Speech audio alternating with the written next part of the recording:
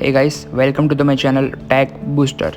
तो आज मैं साइबर सिक्योरिटी से रिलेटेड थोड़ी बातें आपको शेयर करना चाहूँगा कि what is the cyber security. तो इसके वर्ड में ही इसकी डेफिनेशन है साइबर प्लस सिक्योरिटी, मतलब कि स्टोर किए हुए डेटा को सिक्योर करना या उसको सेफ रखना। आपने बहुत बार ये वर्ड सुना होगा साइबर सिक्योरिटी। तो what is a cyber security, ये क्या है। आपने हैकर भी सुना होगा कि हैकर क्या है। तो हैकर ये है जो बड़ी बड़ी कंपनियां के डेटास होते हैं उस डेटा को चोरी करके उसको लीक करते हैं, मतलब कि वो उसकी एक्सेस ले लेते हैं। एक्सेस लेने के बाद वो डेटा को वो लीक करते हैं। तो उसको सेफ रखने के लिए बना है साइबर सिक्योरिटी, मतलब कि डेटा को सिक्योर करना।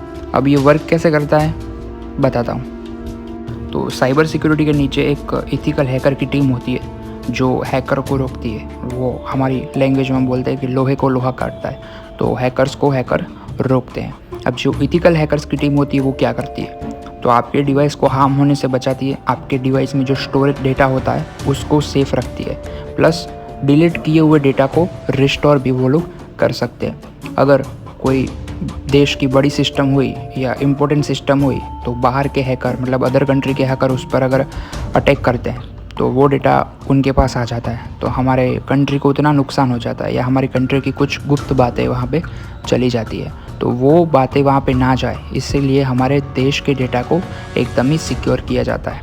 इसीलिए सभी कंट्रीज़ के पास अपनी अपनी खुद की सभी कंट्री के पास साइबर सिक्योरिटी टीम होती है। वैसे ही साइबर सिक्योरिटी टीम, मतलब कि एथिकल हैकर्स की टीम वहाँ पे मौजूद होती है जो अपने डेटा को स्टोर और सिक्योर करने में मदद करती है। तो one type of cyber security वो चीज़ है जो किसी भी देश या किसी भी कंपनी के डेटा को सिक्योर करता है, मतलब वन टाइप ऑफ वो सिक्योरिटी का काम करती है। जैसे कि हम अपने घर या बंगलों पे सिक्योरिटी रखते हैं ना हमारे लिए बॉडीगार्ड वगैरह, वैसे ये डेटा को भी बॉडीगार्ड की ज़रूरत है तो उसको कोई चोरी ना कर जाए।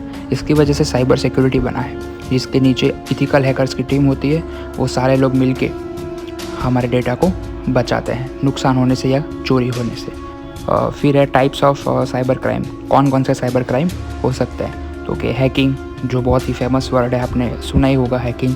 फिर है cyber theft, cyber stalking, identity theft, etc। और हाँ, हैकिंग क्या है, तो हैकिंग तो अक्सर आपको पता ही है कि हैकिंग क्या है, फिर भी बताता हूँ कि हैकिंग जो है वो किसी भी होस्ट के पीसी को या पर्सनल कंप्यूटर को एक्सेस करना होता है उसकी विदाउट परमिशन, और उसके डेटा को लीक करना, उसके डेटा को चोरी करना या उसके बैंक अकाउंट या किसी भी उसकी पर्सनल चीज़ को चोरी करना, जिसे बोलते हैं हैकिंग।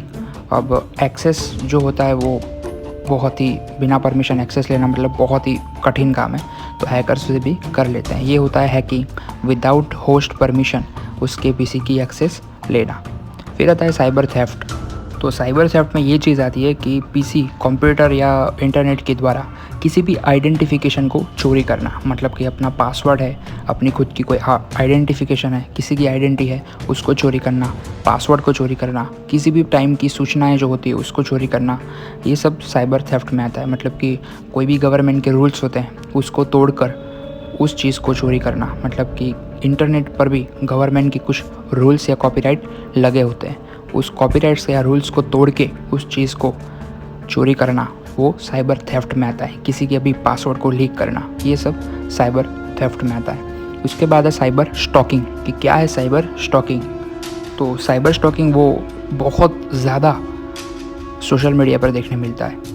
सोशल मीडिया यूज़र होते हैं, उनको इतना इंटरनेट का नॉलेज नहीं होता है, सिर्फ वीडियो बनाकर पोस्ट करो या अपलोड करो, इतना ही नॉलेज होता है। बाकी डीप इंटरनेट या डीप साइबर क्राइम या हैकिंग वो सब का नॉलेज इनको नहीं होता है। तो जो साइबर स्टॉकर होते हैं वो इनको टारगेट करते हैं, OTP भेजते हैं, तुम OTP उनको दो तो वो एक्सेस कर लेते हैं तुम्हारे सिस्टम। फिर तुम्हें ब्लैकमेल करते हैं कि हमारे पास तुम्हारी ये इन्फॉर्मेशन है, हमारे पास तुम्हारा MMS है, या हमारे पास तुम्हारी एकदम ही प्राइवेट या गुप्त इन्फॉर्मेशन आ चुकी है, तो इसके थ्रू वो आपको ब्लैकमेल करते हैं। तो ये होता है साइबर स्टॉकिंग, जो सोशल मीडिया साइट्स के द्वारा होते हैं। हम नहीं बोलते कि इस साइट्स में पैसे कमाना बहुत ही ज़्यादा है, जल्दी जाओ लॉगिन करो और पैसे कमाओ, पर वो साइट आपका फ़ोन नंबर लेके आपका OTP एक्सेस कर लेते हैं। तो उसके थ्रू आपके मोबाइल की पूरी एक्सेस, कैमरा के बाद आपके फ़ोन की ऑल ओवर एक्सेस वो ले लेता है, फिर आपको ब्लैकमेल करता है। तो ये होता है साइबर स्टॉकिंग। फिर उसके बाद आता है आइडेंटिटी थेफ्ट। तो आइडेंटिटी थेफ्ट में उसका मीनिंग है कि आइडेंटिटी थेफ्ट मीन्स कि आइडेंटिटी की चोरी।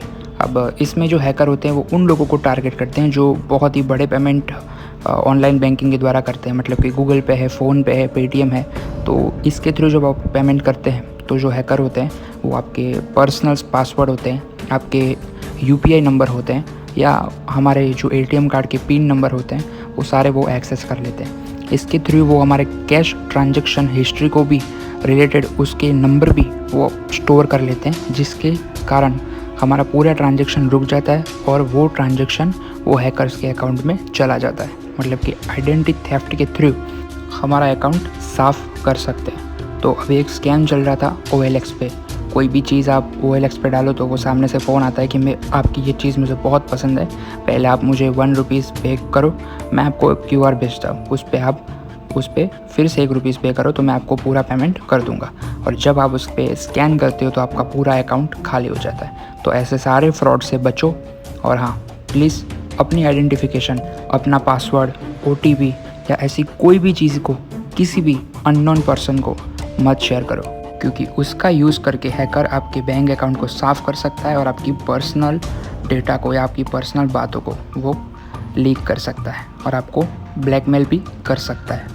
तो बस आज के लिए इतना ही, और ऐसी वीडियो टेक्नोलॉजी के रिलेटेड देखने के लिए चैनल को प्लीज़ यार सब्सक्राइब करो और वीडियो को लाइक करो।